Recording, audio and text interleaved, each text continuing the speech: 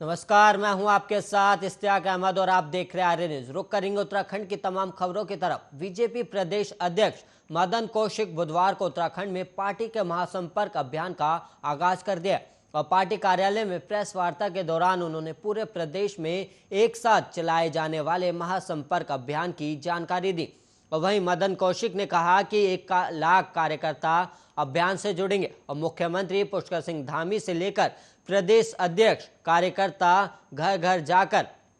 BJP का प्रचार करेंगे और इस अभियान के तहत लोगों से संपर्क साधा जाएगा और यह अभियान 20 नवंबर तक चलेगा। और इसके साथ ही महासंपर्क अभियान बुधवार को राज्य के अन्य जिलों से भी शुरू कर दिया गया है।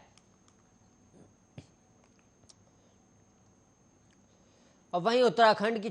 चुनावी सियासत गरमाने के लिए बीजेपी के केंद्रीय नेताओं के 11 नवंबर से धुआंधार दौरे शुरू हो जाएंगे और पार्टी के राष्ट्रीय अध्यक्ष जेपी नड्डा 12 नवंबर को 2 दिवसीय दौरे पर उत्तराखंड आएंगे और वो कुमाऊं मंडल के अल्मोड़ा और रुद्रप्रयाग में प्रवास कर सकते हैं। और इस महीने पीएम मोदी और केंद्रीय गृह मंत्री अमित शाह के प्रवास और जनसभाओं के कार्यक्रम भी लगभग तय हो गए और जिनकी पार्टी जल्द घोषणा कर देगी। और बीजेपी के प्रदेश अध्यक्ष मदन कौशिक की अध्यक्षता में प्रदेश महामंत्रियों के साथ हुई बैठक में केंद्रीय नेताओं के प्रवास कार्यक्रम पर मंथन हुआ और देशांत तक चली बैठक में 11 नवंबर से 30 नवंबर तक के कार्यक्रम तय कर दिए गए और तय हुआ कि 11 नवंबर से पार्टी के प्रदेश संगठन प्रभारी से प्रभारी चुनाव प्रभारी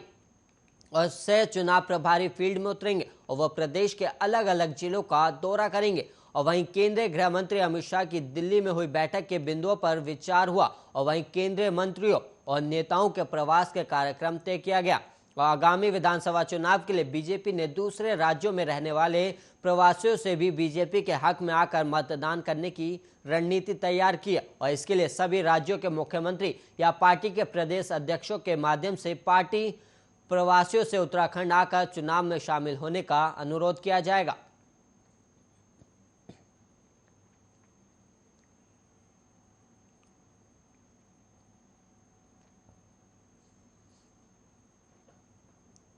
अब वहीं नैनीताल हाईकोर्ट ने बुधवार को एक अहम फैसले में उत्तर प्रदेश के बाहुबली नेता डीपी यादव को भाती हत्याकांड मामले में बाइज्जत बरी कर दिया और कोर्ट ने सीबीआई कोर्ट के साल 2015 के फैसले को पलटते हुए डीपी यादव को बरी किया और सीबीआई कोर्ट ने यादव को दादरी के विधायक रहे महेंद्र भाटी की हत्या के मामले में दोषी मानकर आजीवन कारावास की सजा दी थी। और वहीं यूपी का यह बेहद चर्चित मामला था और जब सांसद रहे डीपी यादव पर उनके राजनीतिक गुरु महेंद्र भाटी की हत्या का आरोप लगा था। और वहीं 13 सितंबर 1992 को दादरी में रेलवे स्टेशन में विधायक महेंद्र भाटी की गोली मारकर हत्या कर दी गई थी और मामले में पूर्व सांसद धर्मपाल यादव, परनीत भाटी, करण यादव और पाल सिंह को आरोपी बनाया गया था। और 15 फरवरी 2015 को कोर्ट ने डीपी यादव को आजीवन कारावास की सजा सुनाई थी और तब से वो देहरादून जेल में थे और इस मामले में हाईकोर्ट में सुनवाई चल रही थी।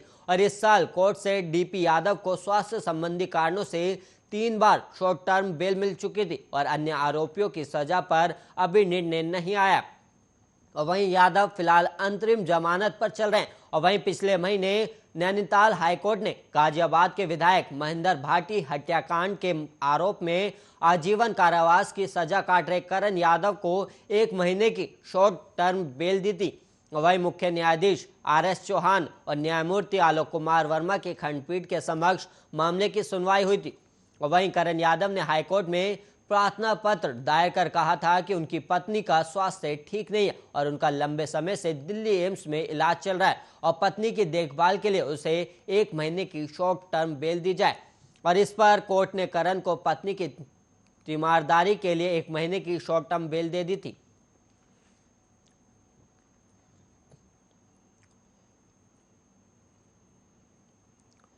और वहीं उत्तराखंड में कोरोना संक्रमण की रफ्तार कम होने लगी और बीते 24 घंटे में राज्य में 21 नए कोरोना संक्रमित मिले हैं और वहीं एक भी मरीज की मौत नहीं हुई, जबकि 8 मरीजों को ठीक होने के बाद घर भेज दिया गया। और वहीं सक्रिय मरीजों की संख्या बढ़कर अब 150 हो गई, जिनमें सर्वाधिक 101 एक्टिव केस देहरादून के ही हैं और जबकि सोमवार को राज्य में 137 सक्रिय मरीज थे। वहीं स्वास्थ्य विभाग की ओर से जारी बुलेटिन के अनुसार मंगलवार को 9,405 सैंपलों की जांच रिपोर्ट नेगेटिव आई और 6 जिलों बागेश्वर, पिथौरागढ़, रुद्रप्रयाग, टिहरी, उधम सिंह नगर और उत्तरकाशी में भी एक भी मरीज नहीं मिला है। और वहीं अल्मोड़ा में 10, चमोली, चंपावत, नैनीताल और पौड़ी में एक, देहरादून में 5 और हरिद्वार में 2 संक्रमित मिले। और राज्य में अब तक कोरोना के कुल संक्रमितों की संख्या 3,43,966 हो गई है और इनमें से 3,30,263 लोग ठीक हो चुके हैं। और वहीं राज्य में कोरोना के चलते अब तक कुल 7,402 लोगों की जान जा चुकी है